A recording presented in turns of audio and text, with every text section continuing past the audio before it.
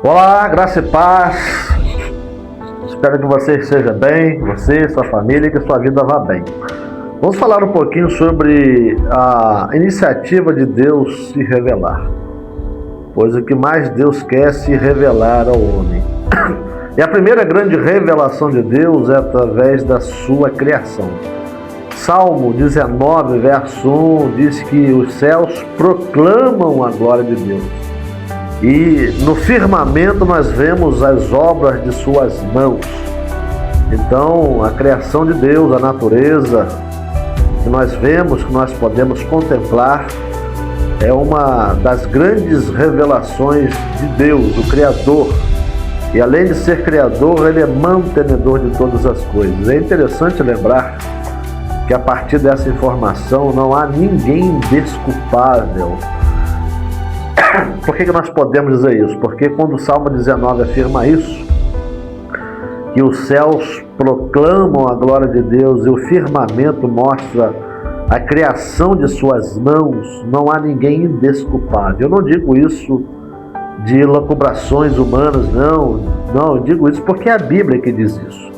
Romanos capítulo 1, versos 18, 19 e 20, vai lá comigo, pega a sua Bíblia e lê comigo aí, por favor, para você entender melhor o que a gente está falando aqui. Olha só o que diz lá em Romanos capítulo 18, verso 20, Romanos capítulo 1. Acompanhe comigo aí.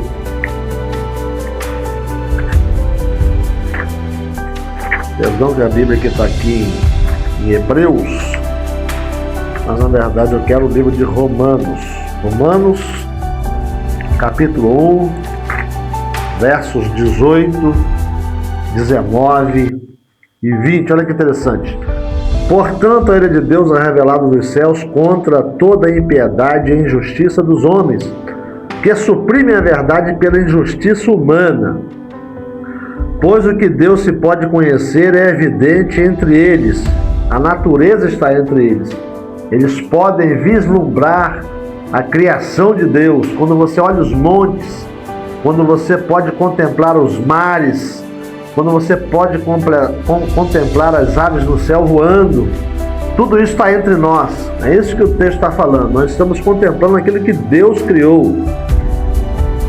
Aí vem o verso 19. Pois o que Deus criou se pode conhecer, é evidente entre eles, porque o próprio Deus lhes manifestou. Manifestou o quê? A sua criação extraordinária. Verso 20. Pois desde a criação do mundo, os atributos invisíveis de Deus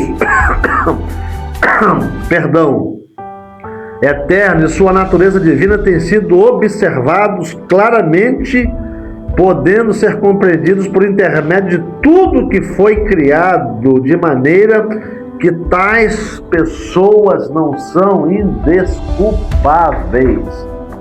Então, quando nós contemplamos a natureza, quando os nossos olhos podem contemplar a criação de Deus, é quase impossível, pelo menos na minha mente,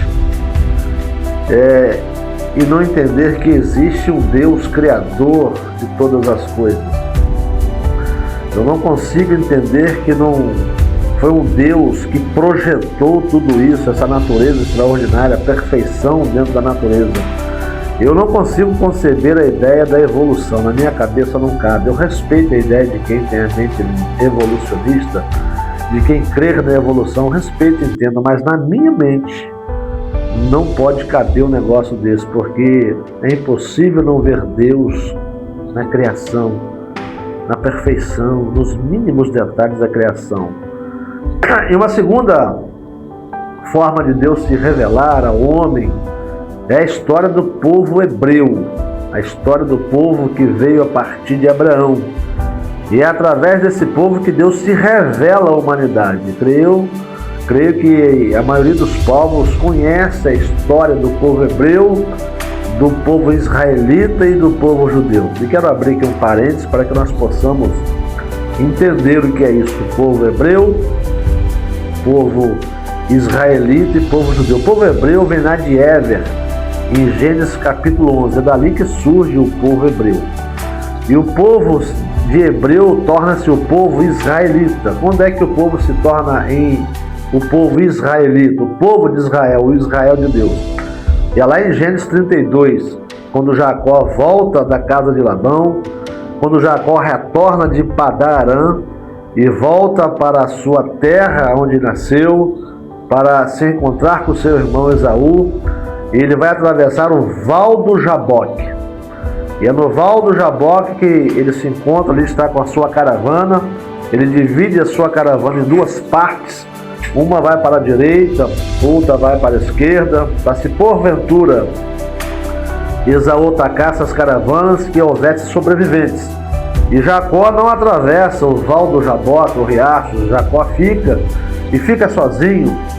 E nesta noite que ali ele está, aparece um anjo para ele, uma teofania de Deus. Ele luta com essa teofania, ele não consegue sequer tocar nessa teofania. E o texto diz que a alva já estava chegando e este anjo, essa teofania, tinha que partir. Ele agarra no pé do anjo uma passagem extraordinária que mexe comigo até hoje, quando eu leio, quando eu falo sobre ela. E ele diz o seguinte: não te deixarei partir se você não me der a sua bênção. Meu Deus, coisa tremenda isso aqui. E o anjo olha para ele e pergunta: qual é o seu nome? O anjo está tratando com ele daquela mentira que ele contou para o seu pai Isaque, se passando por Esaú. Ele falou: meu nome é Jacó. E a teofania fala com ele: a partir de hoje você vai chamar Israel. Ei, coisa linda!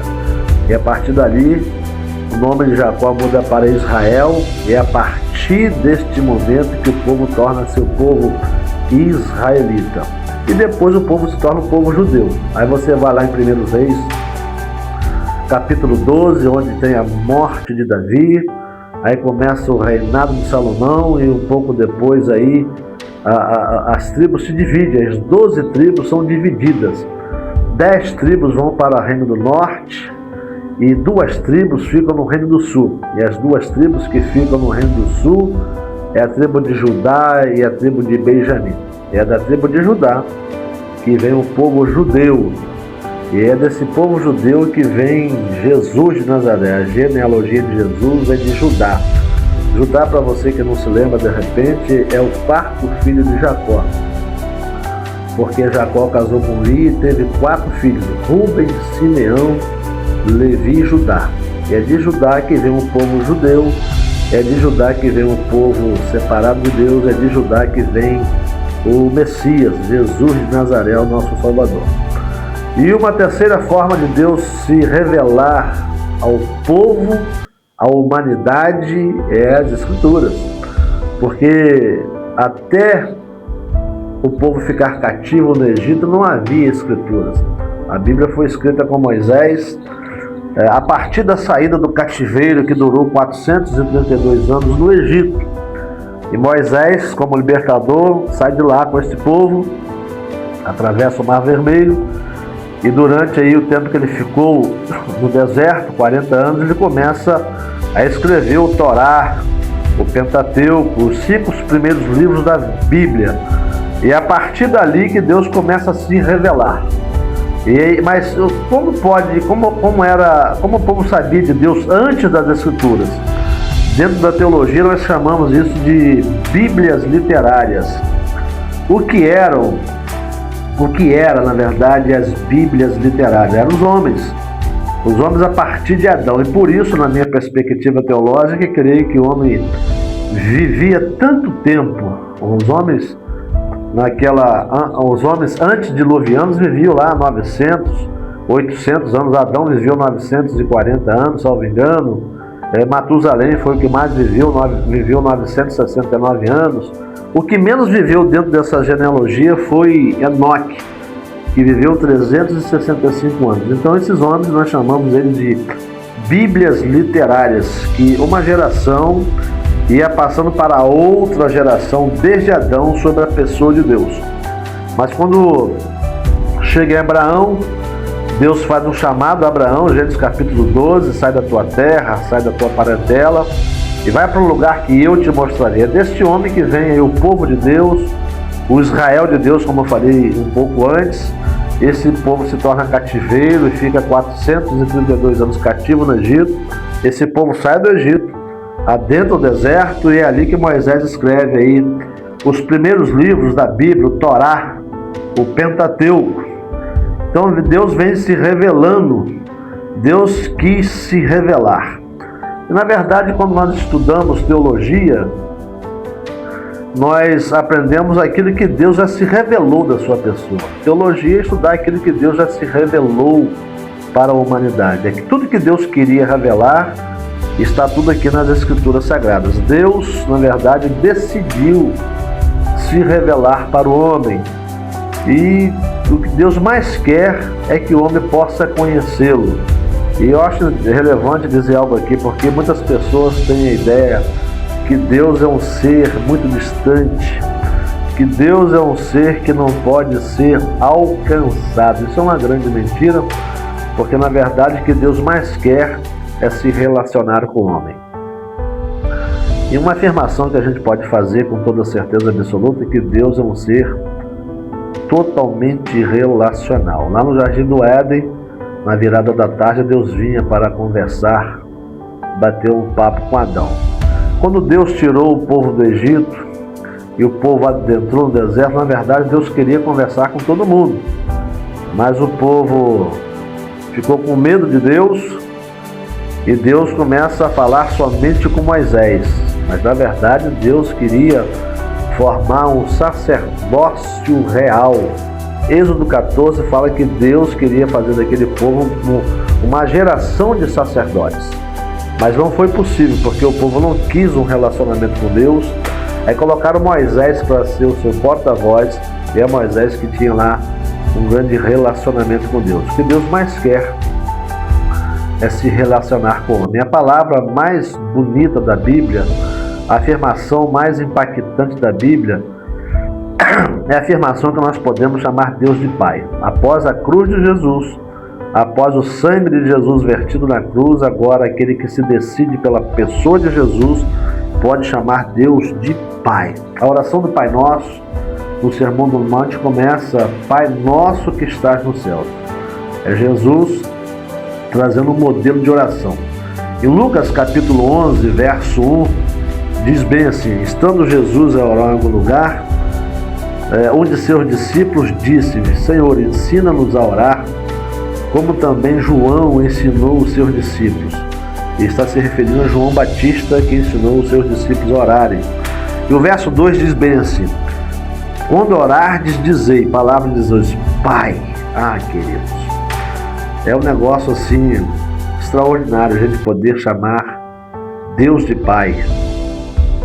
Eu acho que é uma das colocações que mais mostra aí o quanto Deus é relacional e não distante, como muitos afirmam, porque Deus nunca esteve distante do homem. Na verdade, sempre foi o homem que se distanciou de Deus. E por que o homem se distanciou de Deus? Por causa do pecado.